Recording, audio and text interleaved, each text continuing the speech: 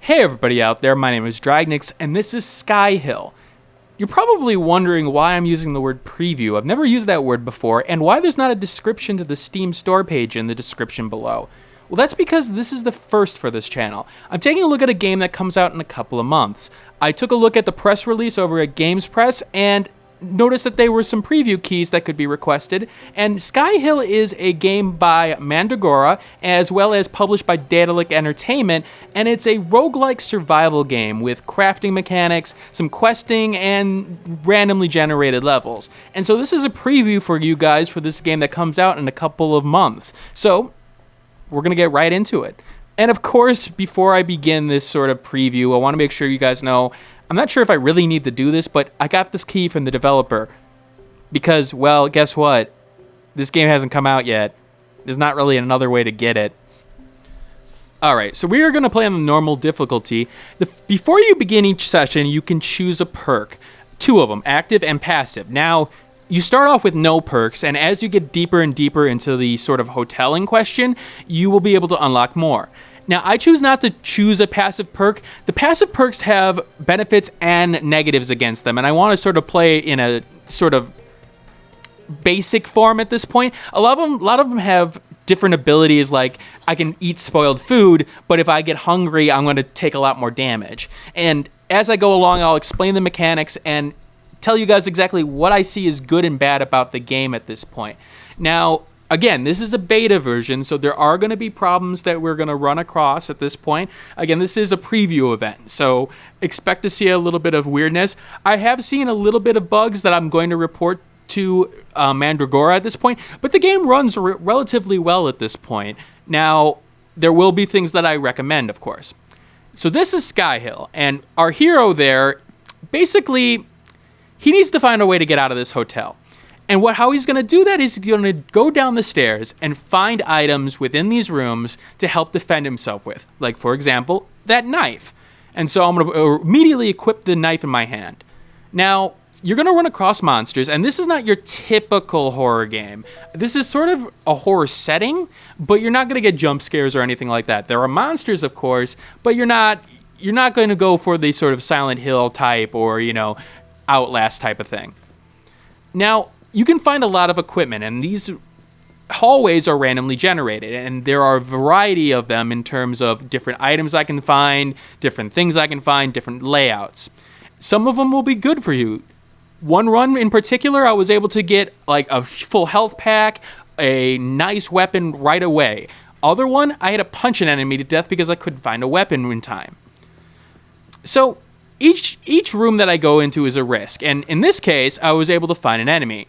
And so I'm going to fight that enemy for you guys. Now, the combat is relatively simple, but there is one sort of twist to it at this point. You'll notice that little indicator down there. I can choose to target an enemy in particular in terms of their limbs. Now, I will show you guys that later on. The combat system is rather basic, but it's effective in terms of you'll feel every hit. Again, when I talk about roguelike games, in particular, this game is going for the survival mechanic in terms of, you'll notice on the top left side there, the health and food meters. So I'm hungry or I'm about to die in terms of health is basically what you got to watch out for. Now, I was able to find this VIP card, and I can go back to the top of the hotel in question, sort of a safe house. That safe house I will be able to do a variety of things in. Now, this targeting system is what I wanted to show you guys. So, here's the thing. I can go for the head, for example, and deal more damage, but, sacrifice a little bit of accuracy. The one thing I will say to the developers right now is it feels a little bit one-sided towards not using that system, because I do a reasonable amount of damage with the just basic attacks, and the benefit of, like, for example, you saw that me going for the head there, 50% accuracy for maybe a little bit more damage, it doesn't seem to be balanced well enough at this point. There's no reason for me to use it, at least at these enemies that I've faced up to this point. Found a stiletto there, I'm going to go with that. Now, one of the things I do like about this game is the weaponry system. The weapon system is based off your stats. So, for example, the stiletto there is going to be more for a speed-based character, and so there's reasons to put speed stats into your character in question. Now, I don't have any electrical tape to repair this portion of it, and the problem is that if I don't, I'm going to have some problems because the lights won't turn on, I won't be able to use the elevator, but I was able to find some military-grade rations, and because of that, I don't necessarily need electrical tape. I can actually try to repair the item in question without it, and I was able to do successfully. I lost my glue in the process, but, you know, it was worthwhile at that point because now I can go back up the elevator at this point. Go back upstairs. Now, upstairs, you got a couple things you can do. You can craft things, and so I can craft a workbench, for example, or I can craft a kitchen, depending on what equipment I have. Obviously, I don't have a lot of equipment right now. I've got a couple weaponry. I do have that perk that I took that was able to automatically upgrade something for me, and it upgraded my workstation so I can actually make reasonable weapons now, as opposed to I was able to make a stick before, pretty much. So I will say that it was confusing at first on what I was able to do with it because it didn't necessarily show up the way that I expected to in terms of the upgrade for that weapon system, for example. All right, so I'm going to go back down at this point. Now, what I've liked about the game so far is that there is a good amount of randomness to it, and it's on that level in terms of, I'm surprised that it's at this level at this point, in terms of balance. While I'm doing well in this run, typically you're always sort of on edge and always needing to move forward in terms of your health and your food meter. You don't really feel comfortable at any point, and I think with a survival game, you have to hit that balance rather well. And I've so far in this game have noticed that in my 3 hours of gameplay, yeah, that's been the case so far. That I've noticed that I've never really been comfortable with the lack of items that I have, for example. Right now I'm doing well on health and food, but the thing is that if I get into a fight with a specific enemy, I'm going to really be in trouble. And sometimes I won't be able to escape from enemies. Some enemies you will be able to, and again, that's dependent on your stats. So I've liked that so far from the game in question.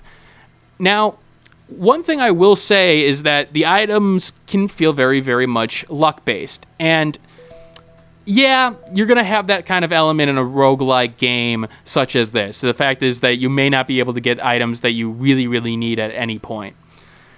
Now, as you see there, I'm just trying to find anything at this point. I'm going down one stair at a time. That's not necessarily all I can do. I can actually literally skip levels if I wanted to, if I unlock the elevator. I can go to the elevator and maybe go down to like the 85th floor. So there is reasons maybe to do that at times, like especially if you're hurting, or in particular if you get information that makes you want to go to a specific floor. Maybe a stash you were informed of a stash of some sort on a floor in question. So there is benefits to doing that, and I do like this sort of risk and reward mechanic. Do I go to this floor? Do I not?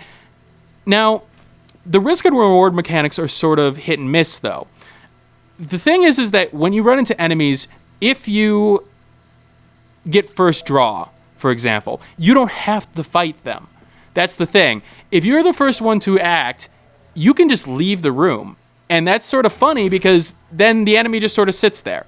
Now, that's not always going to be the case. Unfortunately, you'll run across enemies that, hey, guess what? They're going to get the first hit. And even if you try to escape the room, they're going to get another hit on you. And of course, it's a matter of do you fight or flight at that point. Now, right now, I'm low on health, and I don't really have a good way of dealing with that at this point.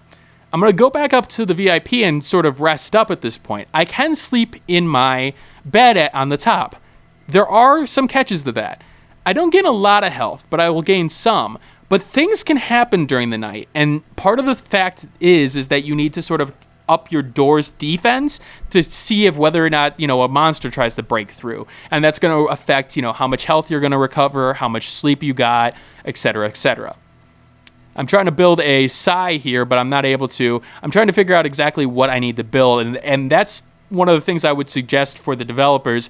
It's probably in the pipeline, I'm guessing, but right now, it's really hard to tell whether or not you can build something. Now, it brings up all the items that you can build based on a material that you put into the little section right there my mouse was in. But it's sort of one of those situations where I think color coordination is easier in this case, where you highlight what you could build and what you can't, and maybe give different shades of, okay, you need this much material, you have 3 or 4, maybe a only slightly there red, as opposed to like a bright red for something you definitely don't have the equipment for. Now, there is a story to this game. You're sort of somebody out of town who's come into this hotel. He's staying the night. There's a nuclear war sort of backdrop for it. There are these monsters. It's basically sort of a apocalyptic situation, and unfortunately this city was hit with this sort of bomb that, hey, guess what? There are monsters now. Your typical sort of zombie story almost, but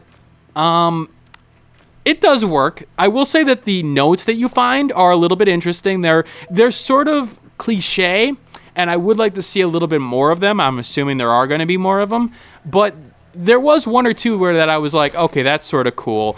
In particular, there was one with like the WikiLeaks portion where they sort of melded the real world and the world that they've created here. Now, you've noticed that I'm going a little bit faster. I do like the fact that they put the speed option in there. The way that your stamina and hunger works is that you spend it on every sort of move. And so if you move down the stairs, for example, you'll spend a stamina. I like that because for those who want to be methodical, they can go the slow route, but I like the fact that I could play faster at this point. It's something that I really appreciated because some of these games can be slow-paced, and especially at the start where you're like, okay, I've read the story, I've read all this stuff, just let me walk and let me go forward. I don't really want to be immersed as much as I have been in the world in question. Now, what else could I say about the game in terms of improvement? Now, I will say the weaponry, right now, it feels like there's a very big bias towards speed. Each stat gives you a specific boost in question. Strength, for example, if you up strength, you'll get a critical hit percentage chance up, as well as strength-based weapons will do better for you. Now, I say this because speed in particular seems very effective because it can give you an extra turn. In addition, most of the weapons you find early on are speed-based or dexterity-based, mostly speed.